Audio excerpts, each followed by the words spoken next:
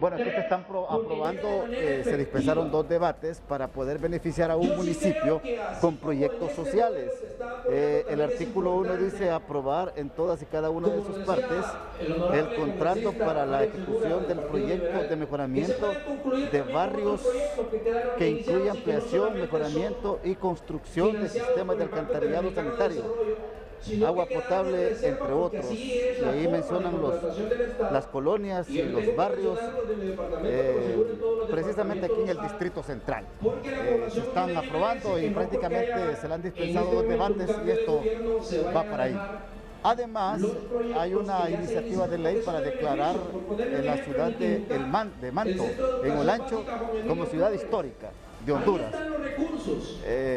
Usted conoce parte de la historia de lo que ha pasado en nuestro país, las batallas ahí yo creo que por ahí va, ¿verdad? Las batallas de Francisco Morazán. Patrimonio cultural. Patrimonio cultural, ya vamos a platicar acá con los diputados.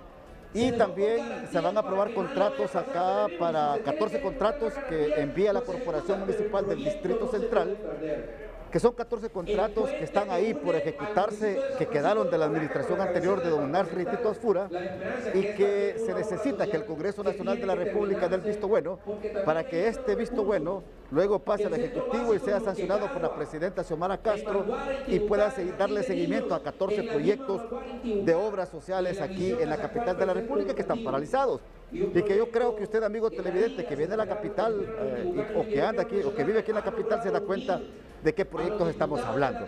Bien, yo saludo a mis 2 invitados, al diputado Marco Midese. ¿Cómo está, diputado? Tranquilo. Mucho gusto, un placer estar aquí compartiendo con el compañero aquí en el hemiciclo, informándole al pueblo hondureño en día político. Gracias, y también saludo al diputado Francis Cabrera. ¿Cómo está? Hola, muy buenas tardes, contento de poder compartir. Estamos trabajando para Honduras, para mi departamento Copán, y esperamos que este Congreso tenga el impacto que se ocupa en todo Honduras. Bien, mire, hay un tema importante que yo creo que está en la Cámara Legislativa, va a venir a discutirse aquí en la Cámara Legislativa, porque el Tribunal de Justicia Electoral está necesitando una ley que lo regule, un reglamento que realmente le sirva como brazo derecho para poder aplicar la ley electoral en Honduras. Estamos hablando de la ley procesal electoral. Quiero comenzar con usted, diputado Francis. ¿Apoyarían esta propuesta y los alcances que podría tener? Bueno, es importante que vayamos más a fondo en el tema para que la población conozca de qué es lo que hacemos en el Congreso y cuál es la finalidad. En términos de leyes está la parte sustantiva, que es la parte que otorga derechos, obligaciones, restricciones, es la ley sustantiva. Pero para que esta ley pueda ser aplicada, hay que ir a la ley adjetiva, que no es nada más que las herramientas, los mecanismos para hacer valer la ley sustantiva. Es decir, el cómo lo vamos a hacer, el quién lo va a hacer, en qué momento y cómo se va a ejecutar esta ley. Entonces, es un trabajo muy grande porque cuando una ley sustantiva no tiene una ley adjetiva que la regule, entonces vamos a normas que son supletorias y que de repente no han sido creadas para esta ley sustantiva en específico, y por eso es de que ahora, al parecer, hay una intención que exista una ley adjetiva, un procedimiento especial para ejecutar la ley sustantiva en términos de elecciones y en términos democráticos, que estamos a la espera que venga para revisarla, para analizarla, para contribuir en ella y que eso sea un efecto, un impacto importante en la sociedad hondureña, para que le pueda dar más credibilidad, que le pueda dar más celeridad a la democracia en Honduras. Ahora, diputado Marco Midese, lo que prácticamente detuvo la aprobación de esta ley procesal electoral en el Congreso anterior fue porque no se pusieron de acuerdo las fuerzas políticas en el sentido de que si sería el Tribunal de Justicia Electoral la última instancia para dirimir un caso político o la Sala Constitucional. Bueno, primero quiero manifestarme totalmente a favor de poder analizar acá, discutir una ley procesal electoral.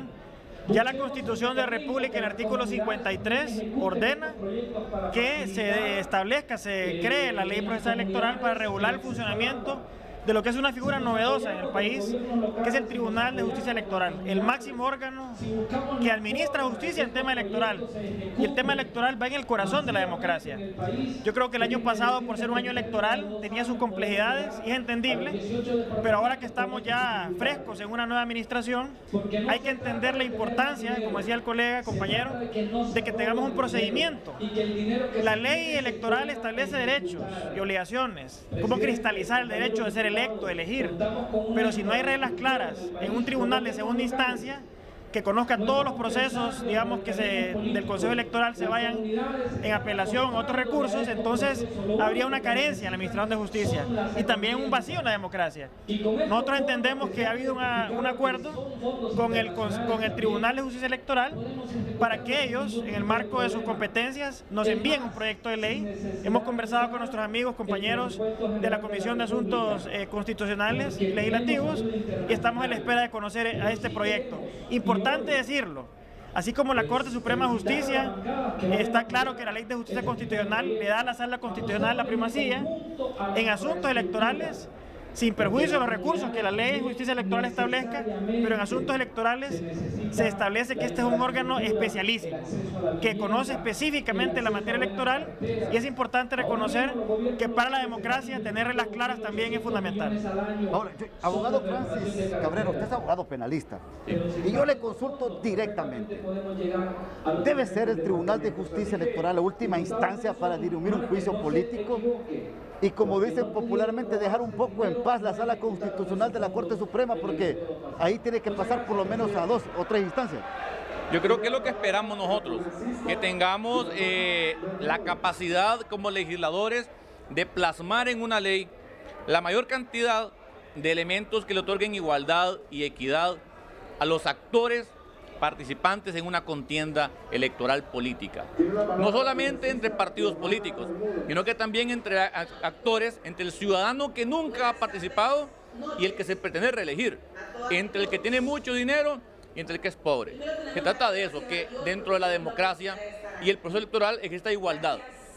Que llevemos los problemas de temas electorales a un tribunal de justicia electoral es un paso importantísimo, tratando de hacer a un lado la parte política y de juzgar cada caso conforme a la ley sustantiva, que son derechos y obligaciones, con una ley adjetiva que es la que le va a decir al juzgador cómo tiene que aplicar esa ley.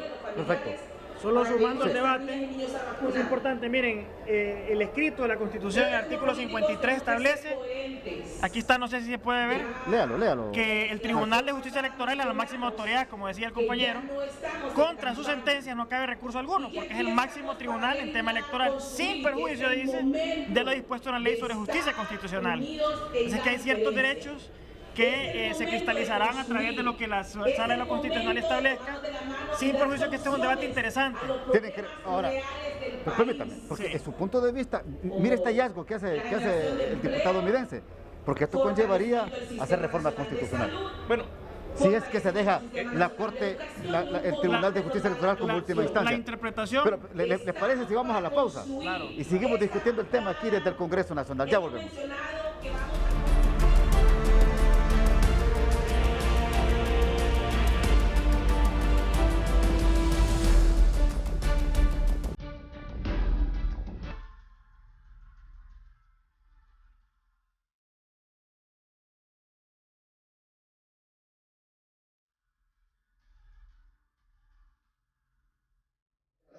Seguimos en vivo desde el Congreso Nacional de la República. Bueno, aquí se está discutiendo el tema de estos contratos que se están aprobando acá para barrios y colonias de la capital de la República. Pero es que dice la diputada Johanna Bermúdez que no existe monto, dice. No hay monto, dice, de los gastos que se van a tener, de lo que se va a invertir para la ejecución de estos proyectos. Esto es ahorita, porque más adelante van a meter 14 proyectos más para la Alcaldía Municipal del Distrito Central, que también, creo yo, se tendrá que saber cuál es el monto, el total, el costo. Escuchemos a Mario Pérez, al diputado Mario Pérez, un rato, aquí en Día Político, de lo que está exponiendo también sobre este tema. ¿Cuál es el plazo para la ejecución? Segundo, ¿cuál es el plazo para la ejecución de esta obra? Tampoco se dice en el articulado del dictamen cuál es el plazo que este contrato tiene y obliga a las partes en lo que se están pues obligando en las cláusulas contractuales. Yo quisiera también preguntarle a la comisión de dictamen cuál es la razón para que este contrato venga al Congreso. Si es que el plazo del mismo se va a extender hasta el siguiente periodo de gobierno, que es la única razón por la que este Congreso puede conocer y aprobar dicho contrato. Si el contrato se ejecuta dentro de este periodo de gobierno, no tiene el Congreso Nacional por qué aprobarlo. Y por último, a la comisión de dictamen, si pudieron estudiar cuáles fueron los procesos de contratación que se siguieron con la empresa que se enuncia en el artículo 1. Si hubo un proceso de licitación pública, fue licitación privada o fue una adjudicación directa que se hizo con esta empresa. Creo que eso es importante que lo conozcamos todos los diputados antes de emitir nuestro voto esta tarde. Le pido a la comisión de dictamen que por favor nos aclare estas preguntas: monto, plazo, cuál es la razón por la que lo debe aprobar el Congreso si es que los efectos del contrato se extienden al siguiente periodo de gobierno, y si pudieron estudiar y si nos pueden dar fe. Sigamos con este tema porque yo creo que nos interesa a todos los hondureños la ley procesal electoral. Y el diputado, mírense, en el artículo 53 de la Constitución de la República, usted está diciendo que prácticamente el artículo está diciendo que es la Sala Constitucional de la Corte la última instancia. Yo creo que es un interesante debate, porque por un lado tenés figuras novedosas en la Constitución que para cristalizar un derecho electoral genera, como dice el colega compañero, reglas sustantivas, los derechos y obligaciones. Pero también prevé el legislador, en este caso la Constitución, que hay un tribunal superior especialísimo en esa materia. No obstante, hay una colita en el artículo 53, que la leímos en la oración, que dice sin perjuicio de lo que ya establece la Ley de Justicia Constitucional. Así es que se entendería que si se le da primacía a uno u otro, tendría que revisarse el espíritu y el texto de lo que establece el artículo 53 con esa colita que establece y dirige a la Ley de Justicia Constitucional. Correcto. Prácticamente entonces, al menos que en el reglamento o al menos que en la ley procesal se establezca que delitos electorales pueden quedar como última instancia el Tribunal de Justicia Electoral. No, es que la Constitución hace referencia a que será el Tribunal de Justicia Electoral quien va a ver todos los temas que tengan que ver con cosas electorales, todo. Pero hace una diferenciación y una advertencia con temas de carácter constitucional y se refiere a la violación de una norma constitucional o a una garantía constitucional. Son los únicos elementos en donde pasaría a la Sala de lo Constitucional en la Corte Suprema de Justicia, y tiene mucha razón. ¿Por qué? Porque la ley electoral es una ley secundaria, pero si dentro de esa ley secundaria que tiene que ver a un tribunal especial hay una violación a una garantía constitucional o a una norma de la Constitución, entonces ahí sí tendríamos que ir a lo constitucional. Ahora, pero no significa que le quiten ningún tipo de atribuciones. Sí, pero yo creo que si alguien siempre va a apelar o va a tratar de justificar que se le está violentando una norma o una garantía constitucional. Yo pienso que no, porque recuerde que hay cuestiones que usted reclama de fondo, que son de normas, o de fondo, que son las normas, o de forma, que son los procedimientos. Entonces, dependiendo de su reclamo, si va a ser respecto del procedimiento, que se le violentó un derecho, o si es de fondo alguna norma, alguna ley que se ha vulnerado, y si esa ley es de carácter constitucional, iría a la Corte. Bueno, la interpretación que le damos nosotros es que si es un tema electoral, meramente electoral, de procedimiento, que la competencia le caiga específicamente al Consejo Electoral y se vaya en apelación, no hay ningún problema que conozca y esa es la última autoridad. Pero si de un hecho derivado de una elección se transgrede un derecho o una garantía constitucional, entendemos entonces que es a la Corte Suprema de Justicia enlazar Constitucional. Correcto. Entonces yo creo que va a ser un rico debate, esto fortalece la democracia y esperemos el dictamen el proyecto una vez que ingrese a la Cámara Legislativa. Este proyecto lo tendrá que enviar los magistrados del Tribunal de Justicia Electoral. No lo tengo a mano y entendimos de la Comisión de Asuntos Constitucionales que en efecto el acuerdo es que el Tribunal de Justicia Electoral redacte un proyecto para ser conocido aquí en la justa Cámara Legislativa. legislativa. Bueno, yo creo que no hay ningún hondureño en estos momentos que analiza la política del país que no va a querer que el Tribunal de Justicia Electoral tenga su propio ley de procedimientos electorales para que exista garantía, transparencia, honestidad y aplicación justa de la norma jurídica en el país. Es correcto, y no lo hacemos con el ánimo de un próximo proceso, lo hacemos con el ánimo que exista una ley que regule la sociedad en los próximos 10, 20, 30 años, para que tengamos seguridad jurídica en temas electorales, para que tengamos paz en el país, para que todo sea transparente y para que al final lo que prevalezca sea la voluntad del pueblo. Bien, yo quiero cambiar un poco de tema y me van a permitir, por favor, ambos, yo sé que los cité para que habláramos del tema de la ley procesal electoral, pero aquí insisten algunos diputados, Marco Midense, en llamar a juicio político al fiscal, al presidente de la Corte Suprema e interpelar a la comisionada de Derechos Humanos. ¿Su bancada qué opina de todo esto?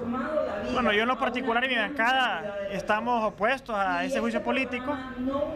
Recibimos un informe de la Comisión Especial para conocer los temas de extradiciones. Yo creo que las que se han solicitado se han hecho conforme. Creo que son mínimas las entidades que hoy por hoy, con el auto acordado y la reforma constitucional, son las acciones que los actores que se participan en el proceso y ha funcionado. No sé si al final este país debe recordar que, como decía el compañero ahorita, reglas claras de certidumbre y de seguridad jurídica. El periodo de la Corte vaca en febrero del próximo año y en septiembre, si no me equivoco, el próximo año el fiscal general. No consideramos que han habido acciones que ameriten y tampoco creemos que tienen los votos, que son 86 en este caso, para iniciar el procedimiento de juicio político, ya que la bancada de nuestro partido, quiero manifestarme que no estamos a favor de esta postura. Ahora, ¿usted cree, diputado Francis Cabrera, que logren 86 votos para llamar a juicio político a estos personajes? Bueno, algo que es inevitable establecer es que es vergonzoso para la justicia hondureña que no exista una investigación ni un proceso judicial en contra de tanta gente que los gringos se han llevado a Estados Unidos para ser enjuiciados y que muchos han resultado culpables. Y los hondureños, aquí en el ambiente donde están las pruebas, donde se han cometido los hechos, no hay una sola investigación. Entonces, eso, con la complicidad, con la confabulación, es algo que no puede pasar en un Estado de Derecho. De ahí que venga la inquietud, la voluntad del pueblo de querer practicarle un juicio político a las personas que han estado frente a la Corte o frente al Ministerio Público porque no han hecho su trabajo como lo exige el pueblo y los resultados que ha querido el pueblo. Es una situación. Es legítimo que el pueblo pida un juicio político porque están inconformes. Es legítimo. Pero de ahí a que tengamos nosotros en el Congreso los 86 votos o que tengamos la mayoría que se requiere para cada uno de los casos, es falso. No tenemos los votos. Entonces no es una cuestión de querer. El pueblo lo quiere. Yo quiero un juicio político, pero no tenemos los votos, porque en el Congreso no pasa por la voluntad de un partido político, pasa por la voluntad de los 128 diputados que tienen que decidir sobre cualquier tema. Bueno, yo creo que la cosa está más que clara. Gracias, diputado Francis Cabrera. Gracias, diputado Marco Midense, por atendernos aquí en Día Político. Voy a la pausa y sigo acá desde el Congreso Nacional a través de TS.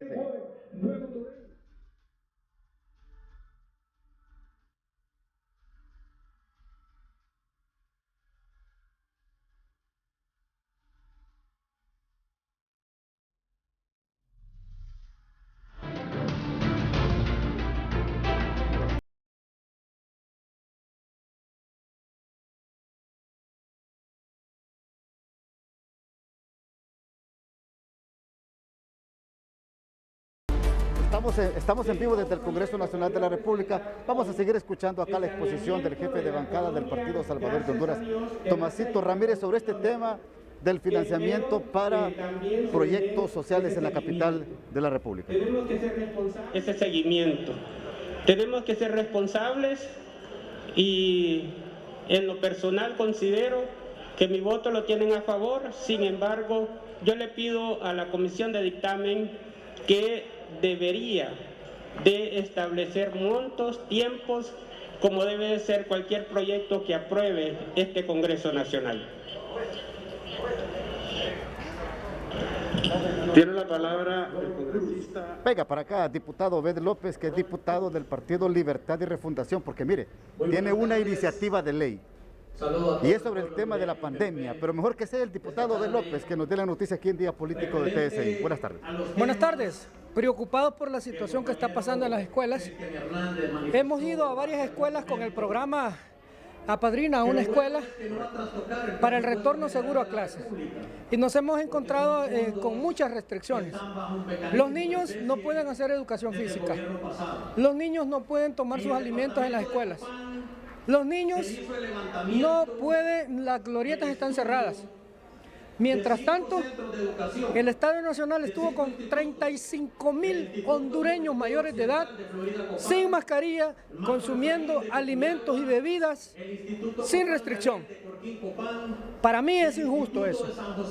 Investigando, me encontré con que todo esto viene por la normativa que se estableció en el año 2020. Y amparado en esta normativa legal, hay muchos actores del sistema de educación que se están oponiendo al regreso a clases presenciales de los niños y de las niñas en Honduras. Por eso hoy me fui a Copeco, fui al Ministerio de Educación, al Ministerio de Salud, investigué de que los casos COVID-19 están en cero muertes de COVID-19. Y es mentira de que el uso de las mascarillas han ayudado, porque si usted vio en Semana Santa, nadie usó mascarillas en las playas. Así es que yo he presentado, en esta noche presento un decreto de ley para derogar el artículo que le dio vida a la normativa para el uso obligatorio de las mascarillas y medidas de bioseguridad en el país. Léame puntualmente, por favor, aquí tiene usted el proyecto. Vamos pásame los considerandos ahí, por favor. Vamos, artículo 1, léamelo. Derogar el decreto número 58-2020 del 21 de mayo del 2020 y publicado en el Diario Oficial La Gaceta el sábado 23 de mayo del 2020, número 35-261, contenido en la Ley de Uso Obligatorio de Mascarillas y aplicación de protocolos de bioseguridad. Usted está pidiendo en este decreto que ya se deje de utilizar mascarillas en Honduras. Para el retorno a clases debemos derogar toda la legislación que le dio vida a esto. Es más, estamos haciendo una moción exhortativa también a SINAGER para después de... Mire, SINAGER no se ha reunido en varios años. SINAGER, que estableció el estado de emergencia a través de los PCM, no se reúne y no ha evaluado las nuevas medidas que se deben de tomar. O sea, estamos con medidas del año 2020 todavía. Bien, entonces el espíritu de este proyecto es eliminar el uso de mascarillas en los centros educativos. ¿Solo en los centros educativos o a nivel nacional? ¿En todo Honduras? En todo Honduras, entendiendo que esta disposición impide el normal retorno a clases. El diputado Obed López, usted lo ha escuchado acá con esta iniciativa de ley para eliminar el uso de mascarillas en Honduras. Hasta aquí el programa de hoy. Que pase usted una feliz noche.